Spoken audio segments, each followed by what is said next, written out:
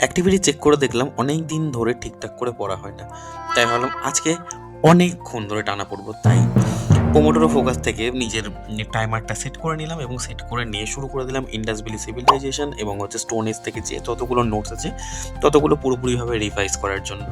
ঠিক সেরকমভাবে আমি এরকম করে পড়তে থাকি। পড়ার পরে একটা ছোটোখাটো একটা টেস্ট দিয়ে নিই এবং টেস্টের আমার রেজাল্ট আসলো ঠিক কিছুটা এইরকম। নেক্সট সো এখন বাজে 11:30। এর মধ্যে আমার 2 ঘন্টার জিকে প্র্যাকটিস করা হয়ে গেছে। জিকে দুটো আমি প্র্যাকটিস করেছি, টেক্সট দিয়েছি, দুটো আমি চ্যাপ্টার পড়ে নিয়েছি। এখন আমি 2 ঘন্টা করবো অঙ্ক প্র্যাকটিস, যার মধ্যে সিম্পল ইন্টারেস্ট এবং অ্যাডভান্সমেন্ট থাকবে।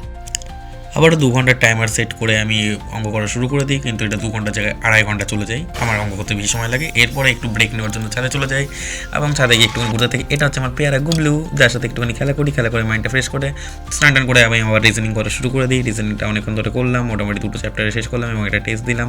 করার পরে আর ভালো লাগছিল না, এবার একটু আলস্য লাগছিল। এবার আমাকে একটু ঘুমিয়ে নিতে হতো, কারণ এরপরে আমাকে আবার যেতে হবে জিমে। জিম টিম করে তারপরে আবার আমাকে সেকেন্ড স্টেপে রাত্রেবেলা আমাকে অনেকবার পড়াশোনা করতে হবে, তার জন্য বাই।